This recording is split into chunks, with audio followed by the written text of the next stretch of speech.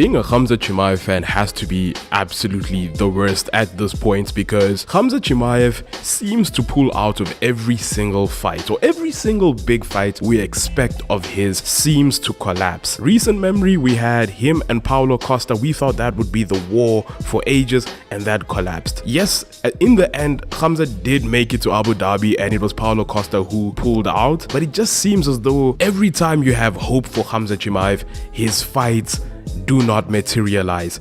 And it's very clear that he has very few locations to fight in. We only ever see Khamzat when he's fighting in Abu Dhabi, and now more recently in Saudi Arabia, because apparently he has issues with getting fights in the USA. So the UFC has to book him in other regions, and they have to strategically do it because they cannot have a Khamzat fight in France, because the French fans want to see Cyril Gane or whomever is French. They do not want to see a Russian or Muslim fighter or a Swedish fighter, whichever region Khamzat Chimaev appeals to, fighting in their region. So Khamzat has to be strategically planned and booked in regions that will pay good money to watch him and pay top dollar to come see him live, where his fan base and his core fans are at the most peak. So that leaves a very few fights in which the UFC can book Khamzat, and the few times they do get to book Khamzat,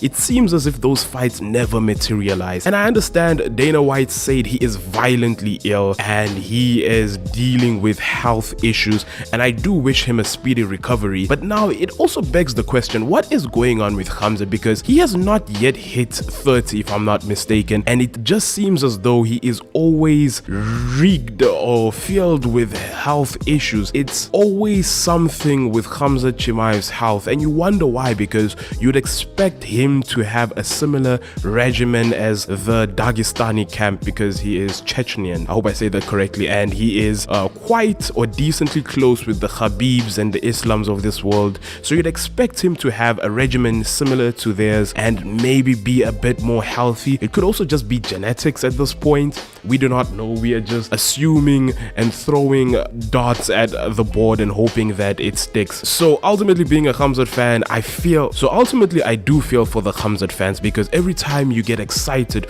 to see his fight, it just comes crumbling down. And now a lot of fans are saying the UFC need to cut their ties with Khamzat. I do not expect Dana White to do that, because you could tell in that announcement video when he was announcing the new main event for the Saudi Arabia card, he was extremely remorseful. He even sent his well wishes to Khamzat, something he doesn't normally do when a fighter is not able to make the main event. He'll just be like, listen, this person cannot make it to the fight, therefore we have this new main event which is going to be badass for you guys. But in this one here, he was like, listen, Khamzat cannot make it, he's extremely violently ill. The words that Dana used were violent or viciously, something along those lines. And then at the end of announcing the new main event, he was like, Khamzat, my friend, I hope you get well. That alone should tell you that the UFC does not plan to cut ties with Khamzat. Khamzat is one of the few huge names that they have in this extremely star-limited UFC roster. He is bigger than a lot of the champions, and having a belt around him would only elevate the UFC brand, and whoever gets to beat Khamzat, if he is a champion,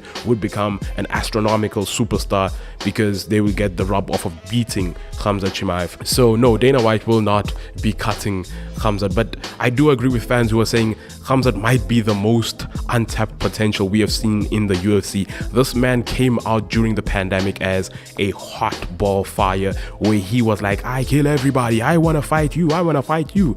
And now it is feeling a bit anticlimactic with how little we have seen him in the octagon. The dude went from fighting back to back in a week to fighting once in 2 years.